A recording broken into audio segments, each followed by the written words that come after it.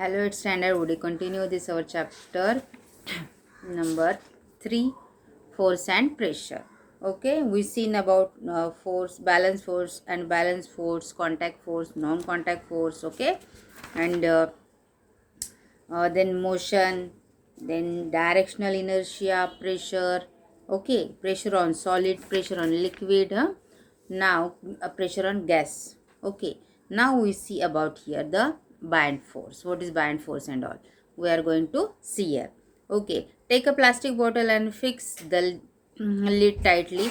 Now place it in a water and see it will float on water. Try and push into the water. Even when pushed, it continue to float. This experiment can also be done with a plastic hollow ball. आप ये bottle के बजाय ball भी ले सकते हो. वो plastic में क्या करना है आपको, उसमें छेद करना है. Now fill the bottle with water and fullest capacity and close the lid and release in water. The bottle will float inside the water. Why does this happen? Bottle अगर आप बिना पानी की लोगे और उसमें पानी के ऊपर डालोगे तो फ्लोट करेगी, लेकिन जब आप उसको पानी भर के उसका लिड टाइट करके पानी में डालते हो तो फ्लोट करती है क्या? ऊपर सतह पे नहीं, वो अंदर जाती है, लेकिन अंदर जाके फ्लोट करती है. This force is called bound force. अगर बॉल भी ले लो आप, उस पर छेद करो, उसको पानी भरो और ढक उसमें डालो तो बॉल ऐसे फ्लो करता है.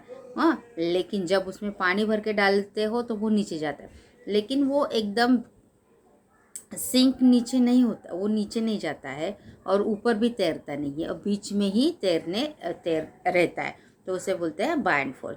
Now fill the bottle with the fullest capacity of close the lid and release the water. The bottle will float inside water. Why does this happen?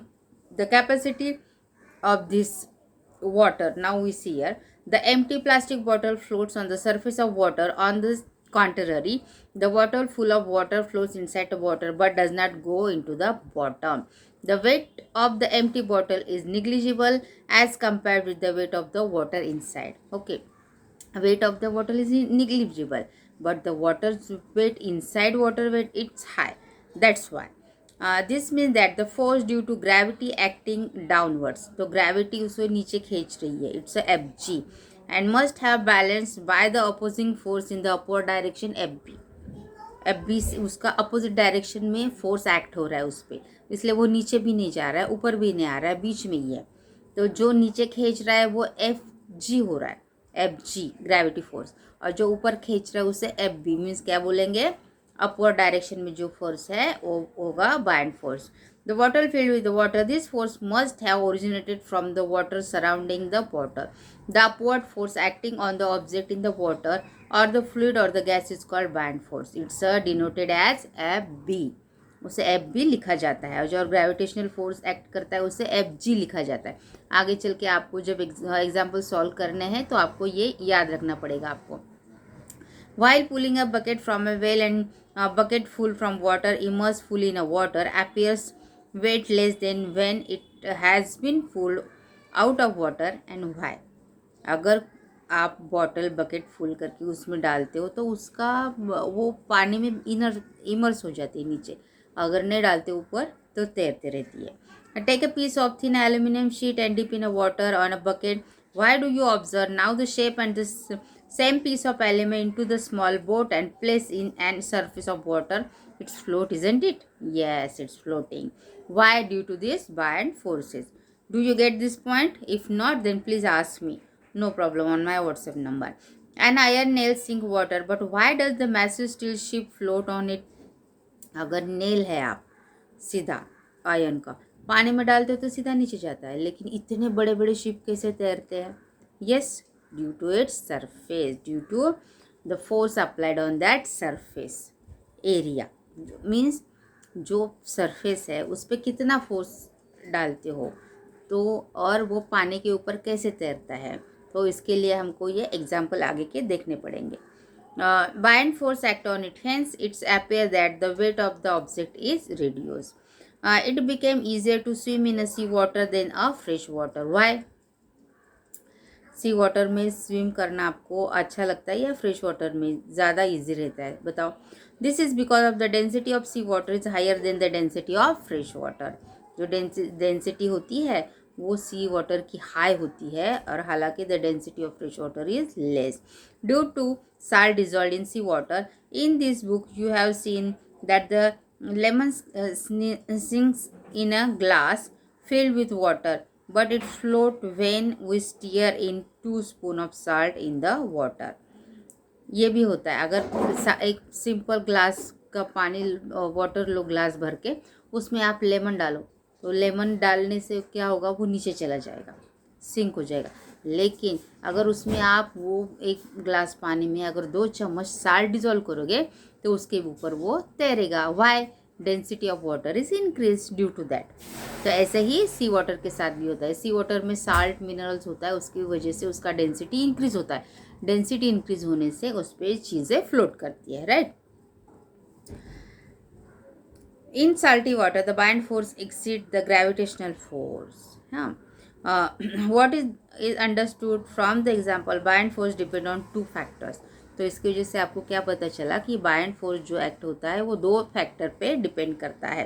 Volume of the object, उसका क्या है, buoyant force is more if the volume dipping object is more. अगर volume ज़्यादा है तो force भी ज़्यादा act करता है। Density of liquid, more the density of liquid more the force of buoyancy. अगर लिक्विड अगर सी वाटर है तो बायंस फोर्स ज़्यादा है, अगर फ्रेश वाटर है तो बायंस फोर्स कम है। तो डेंसिटी जो ज़्यादा रहेगी, डेंसिटी इंक्रीज होती है तो बायंस फोर्स भी इंक्रीज होता है। और अगर वॉल्यूम ज़्यादा है ऑब्जेक्ट का तो उसका भी बायंस फोर्स ज़्यादा होता है। तो ये 2 फैक्टर उस पर काम करते हैं। How is it decided that the object left in liquid will get sink in the liquid, will float on the surface or float inside the liquid? आपको कैसे पता चलेगा कि वो सरफेस में फ्लोट करेगा या नीचे जाएगा? तो उसके लिए कुछ पॉइंट दिए गए यहाँ पे। The object floats if the buoyant force is larger than its weight. Object floats करता है कब? तब वो buoyant force उस पर ज़्यादा होता है वेट पे। The object sinks if the buoyant force is smaller than its weight. अगर ऑब्जेक्ट का वेट ज़्यादा है और बायंस फोर्स कम है तो वो ऑब्जेक्ट सिंक करता है। The object floats inside the liquid if the buoyant force is equal to its weight. अगर अंदर फ्लोट करता है तो क्यों फ्लोट करता है? Because the buoyant force and its weight is equal. Okay, आपको समझ में आया? जब कब तैरता है, कब फ्लोट करता है, कब बीच में रहता है या कब सिंक करता है, ये तीनों पे ही बायंट फोर्स डिपेंड होता है, बायंट फोर्स उसमें डिपेंड होता है। Archimedes principle, now this is the principle, is a well known scientist. Now we see here, take a long rubber band and cut it 1 point at its end and tie the clean washed stone or 50 grams weight as shown in figure 3.11. Now hold other end and rubber hand and make a mark there. Keep the stone hanging in air and measure the length of the rubber band from the stone to the mark of the made earlier. Now take water in a pot and hold the rubber band in such a way that the stones sink in it. Again measure the length of the rubber band and mark. What you observe is length of the shorter than the earlier length. While the dipping the stone in a water, length of stretched rubber gets slowly reduced due to minimum when the sinks completely. That could be reason for the shorter length and the rubber hand in a water. ये आप घर पे भी कर सकते हो buoyant force, जिससे आपको समझ में आएगा। लिसन, तो उसका कंक्लूजन क्या है? What is it's inferences?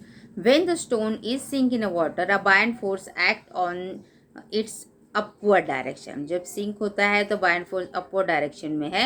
The weight of the stone act downward. Therefore, the force which act on a downward direction is effectively reduced. आप ये पढ़ो, समझ जाओगे। नहीं समझ रहा है तो मुझे आप पूछ सकते हो, no problem. How much is the magnitude of buoyant force? It is same for all liquids.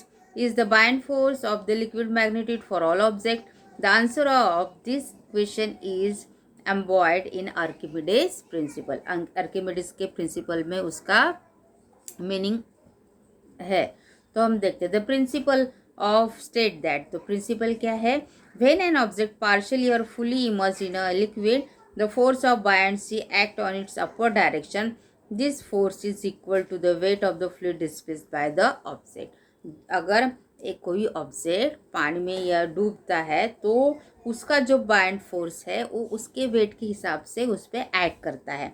The force is equal to the weight of the fluid displaced by the object. Explanation, observation and earlier experiment according to Archimedes principle क्या है अब देखेंगे. The use of Archimedes principle is very wide. This principle has been used in the construction of ships and submarines. These instruments such as lactometer, hygrometer and based on this principle, ये है जो Archimedes है उनके principal के आधार पे ही ये work करता है. तो हम देखेंगे पहले how it's found. Introduction to the scientist. Archimedes was a Greek scientist and mathematician with a sharp intelligence. He found the value of pi by numerical calculation. His knowledge of level, pulleys, wheels, physics was useful in the Greek army in fighting against the Roman army. He became famous due to his work, geometry and mathematics. He is a mathematician. When he entered in a bathtub for taking bath, he discovered about the principle by observing the overflowing water. He came out in the same state shouting Eureka, Eureka, meaning I found it. ये तो story है उसकी, कैसे इसने ये Archimedes का principal find out किया. और एक साइंटिस्ट का बुक है, एक स्टोरी ऑफ साइंटिस्ट में, उसमें ये स्टोरी दी गई है कि इसके राजा ने उसको बोला था कि आप इसका डिस्कवर करो कि वेट कैसे होता है किसी चीज़ का, तो उसने ये डिस्कवर किया था. तो आर्किमिडीज का प्रिंसिपल आपको समझ में आया, जितना वेट है उतना ही पानी बाहर आता है. तो वेट के बराबर वो पानी हो जाता है. तो हमको उस ऑब्जेक्ट का वेट समझ में आता है फिर. Okay, now density of substance and relative density. Density of substance, density पता चल गया आपको. Density of fresh water is less, the density of marine sea water is high. तो उसमें जो साल्ट और मिनरल होते हैं उसकी वजह से. तो हम यहाँ पे देखेंगे डेंसिटी कैसे है. Density is equal to mass upon volume. Mass तो पता है आपको, जो मास से क्या होता है, the substance is made up of mass, and volume क्या है, the space is occupied by that substance. okay, तो space occupy कर लिया है, वो है volume. तो हम देखेंगे the SI unit of the density is kilogram per meter. The property density is very useful in deciding the purity of the substance. The relative density of substance is expressed by WRT, and the density of water relativity density is equal to density of substance and density of water. This being a ratio of two equal physical quantities, it has to be no unit. Relative density of substance is called specific gravity. तो आपको ये FG पता है ना, specific gravity. तो आपको यहाँ पे यूज़ करना है, ये जो है ये सब यूज़ करके आपको बताना है density of substance and relative density. Density is equal to mass upon volume, and relative density is equal to density upon substance and density of water. तो आपको यहाँ पे एग्जाम्पल दिए गए. The area of bottom of a tiffin is box is 0.25 meter square and weight is 50 n. Calculate the pressure exerted by the box on the shelf. Given area is what? Now here 0.25 meter square. Weight on the box is 50 newton. What is the pressure. तो pressure आप कैसे निकालोगे, calculate करोगे. Pressure is equal to force upon area. Force कितना है यहाँ पे, 50 Newton, और एरिया क्या है 0.25 पर मीटर. तो आपको 50 n डिवाइडेड बाय 0.25 n, तो इज इक्वल टू क्या आएगा 200 न्यूटन पर मीटर. तो ये एग्जाम्पल्स है, आप सॉल्व करो. और इसमें अगर आपको कुछ समझ में नहीं आ रहा है तो मैं स्पेशल एग्जाम्पल्स आपको सिखाऊंगी ये. ओके, जो भी आता है ये सॉल्व करो आप. ये चैप्टर हमारा ख़त्म हो चुका है. नेक्स्ट चैप्टर हम स्टार्ट करेंगे करंट एंड इलेक्ट्रिसिटी, मैग्नेटिज्म. ये तो टीचर ने ले लिया, ये तो लास्ट एग्ज़ाम में था. आपको इनसाइड द एटम हो गया है, टीचर ने लिया है. तो नेक्स्ट चैप्टर है वो शायद मैं स्टार्ट करूँगी या टीचर, ये हम बाद में देखते हैं. Composition of matter. Next chapter में भी 6 और 7. Your homework is write down this full exercise and send to me. Okay, आपको ये पूरे फॉर्मूलाज है, ये लर्न करना है और उसके ही आधार पे आपको ये सारे एग्जाम्पल सॉल्व करने हैं। अगर इसमें आपको कोई दिक्कत हो रही तो आप मुझसे पूछ सकते हो। Okay, till then good bye.